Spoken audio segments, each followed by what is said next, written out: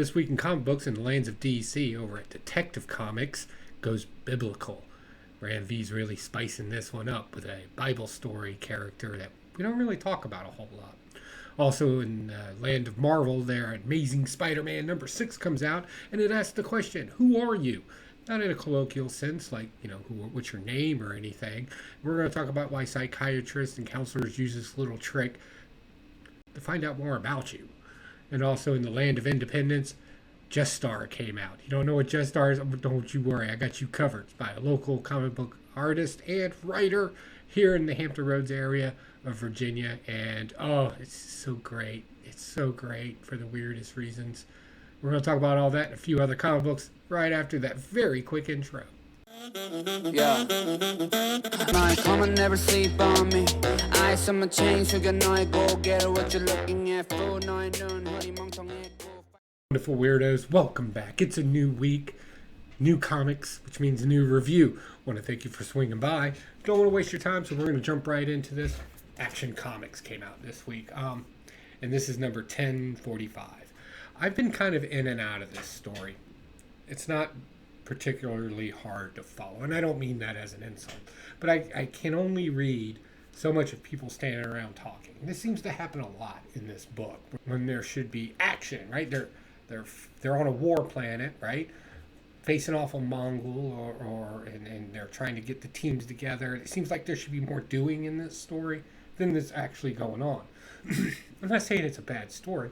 I've been picking up some little cool points here. The two kids that are in this story that are with Superman as they're going to the center of the planet to get the magical woo-woo stuff from Bela to help assist, defeat Mongol. There was a scene where the kids were like, hey, when all this is said and done, can we go to Earth with you? And Superman kind of brought up a good point in this. One, you don't tell children harsh truths. It does not help. But he kind of made it sound like, hey, anywhere you go in this entire universe, if there's Kryptonians there, you will always be welcome, because technically they're that ancient race of Kryptonians. But he also kind of hinted at this kind of, but this is your place. This is your home. We're going to make this place better. And they're going to need the youth and the young to help build it back up and continue it on. Interesting, right? You can kind of conflict with that saying, right? But for the most part, I really like that. I also like this when they show up to this particular character who's got the energy woo-woo magic stuff that they need to beat Mongol. He doesn't just give it to him. He doesn't know these guys, right? There has to be a test of worthiness in this. I always like test of worthiness. I think that's a smart concept. It kind of doubles down on this nothing's giving, everything's earned kind of thing. Right, next. Ram V. I don't know where that guy's from, how that guy was raised, but boy, he can write a story. And he pulls out some obscure things. One of the things he brought out in this was Bartosa. Bartosa is a demon. He's got a much ancient story. We'll talk about that in a sec. But the biggest thing about Bartosa in this one is obviously ancient family, ancient artifact, ancient stuff going on here. How old is all this stuff? Well, during the time of King Solomon. That's where our demon actually origin story comes from. It's actually older than that, now that I think about it. He was one of the fallen angels that fell with Satan. Satan got his little crew together and wanted to take over heaven. God's like, no, you go to Earth. And sent everybody to Earth or hell or whatever you want to call it, whatever your beliefs are. Well, these angels kind of traveled with him, 72 in some cases. In the story of King Solomon's able to summon demons because he has a ring that allows him to do this. This is actually in the Torah and in the Bible in some cases. And he's able to harness these. And each demon has a certain skill set or whatever. The interesting thing about Barbatos is that his class of angels that he was in heaven was the virtues. And the fact that he's going to be in this character with a hero who that we can call virtuous, right? Batman is a virtuous person.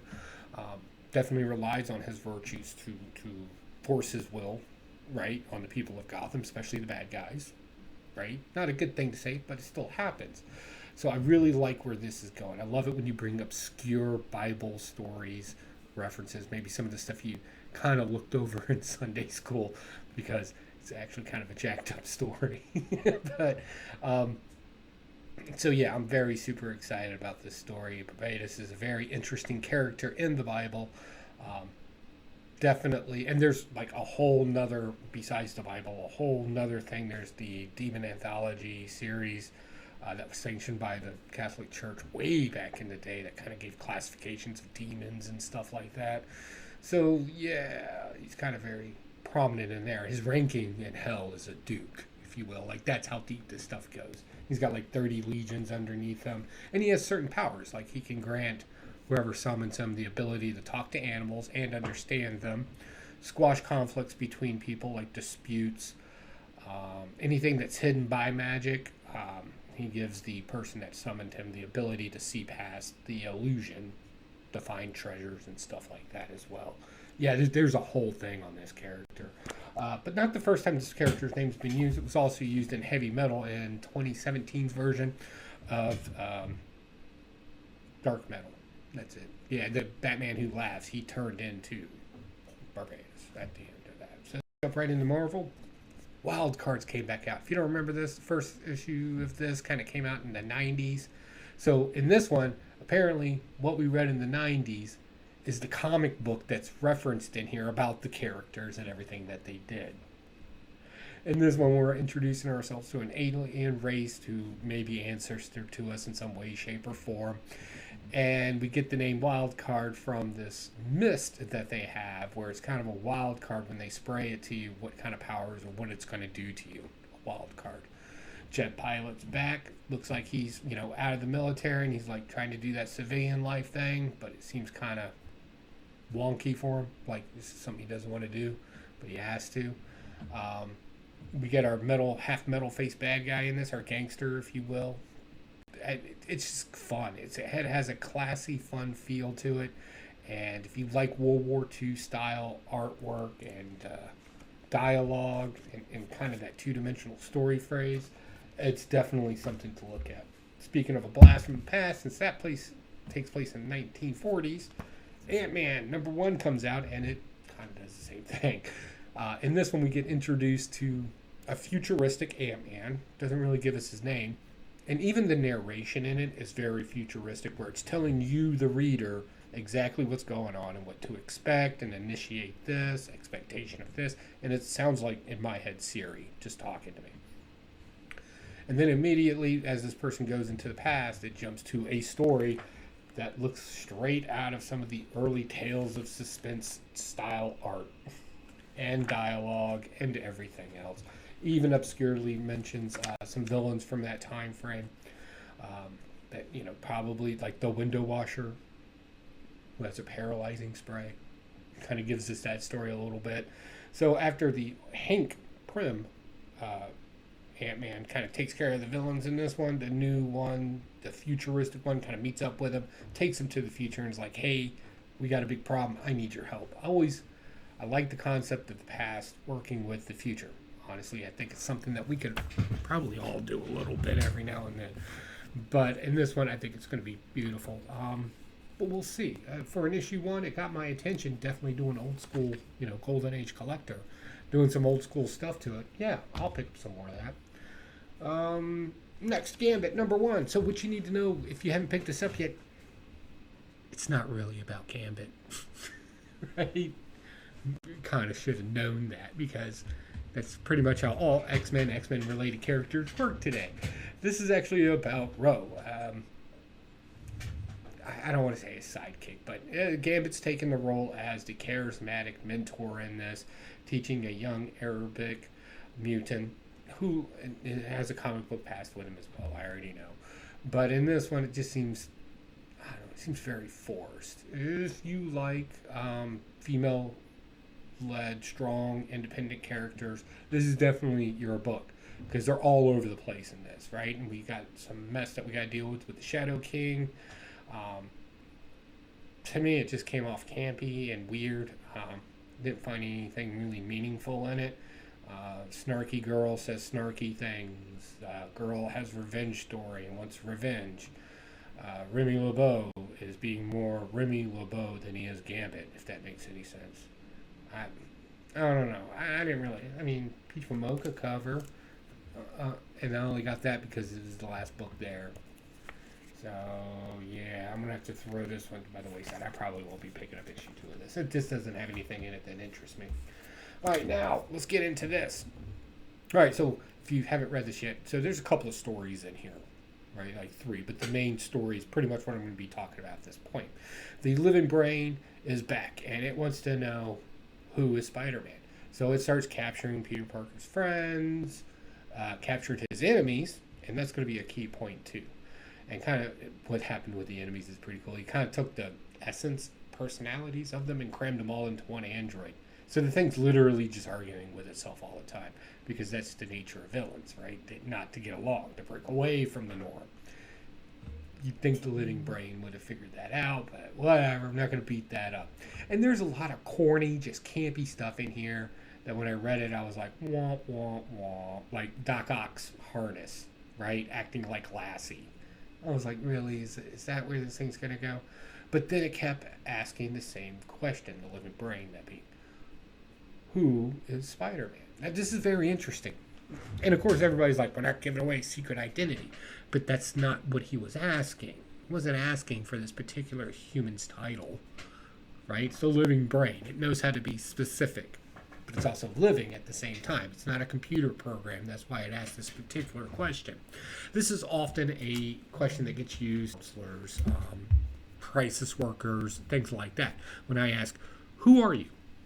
Right, in a intimate setting, not intimate in that terms, in a private setting.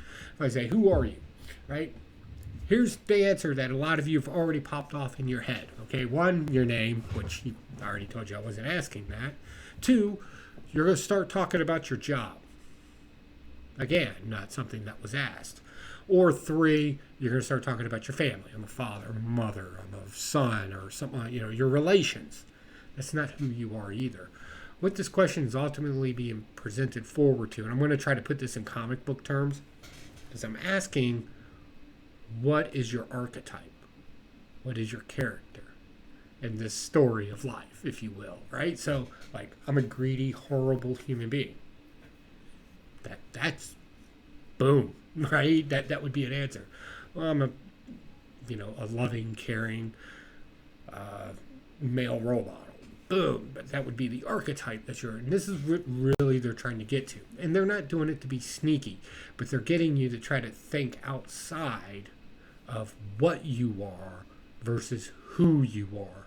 The what's in your life do not make up who you are. What makes up who you are in your life are the things that you do or the things that you care or hate. This is ultimately your chemical bag walking around that just has a title, but it does have meaning at the end of the day. This is really what they want to know. By the way, don't go using this information in ill will. Like, that's right, because that's horrible. But really, who you are is not what you are. And that was proven to us not proven, but this is what was shown to us in Amazing Spider-Man when he discovered that even though the villains wanted to just go ahead and take out the living brain for doing what he did to them, and Peter Parker, right, or Spider-Man, wanted to defend it and take care of it. And this is who Spider-Man is, not Peter Parker. Does that make sense? Let me know what you think. Put a comment down below if you're still confused on this. I'm always happy to help. You can hit me up on IG in a private message or something like that. I will not offer any counseling or anything like that. Just generalized information. I'm not trying to get into therapeutic work. Can you imagine me therapy? Oh, everybody would be a villain. It'd be awesome. All right, moving on. I voted. Ione does exactly what you would expect a questing story to do with a young person in it. He has an axe. Come to find out, the axe has a relation to Loki. And what it does is it endows the person with an over sense of confidence, like most young men, right? That they're invincible and they can take on the world. Basically, it tells them lies. And of course, like anything, when things get that grandiose in your life, you tend to avoid people, to go off and do things on your own, because failure is best handled alone, or at least you would think so. That's an absolute lie. And that's really the lie that's being told to our main character here. If you're not reading this, I would rush out and go pick up the first 2 issues, or wait for trade. Either way, it's a fun story. It has a lot of fun stuff going on in it. I enjoyed it. I'm sure the majority of my viewers will too. All right, so pick of the week.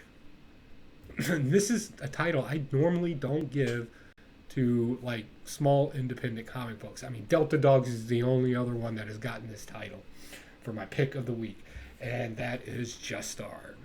But I am completely and utterly biased by this book. You should know that in advance. First off, everything that happens in here takes place in my area of Hampton Roads, right here in Virginia. Like the background art is like, that's the Norva.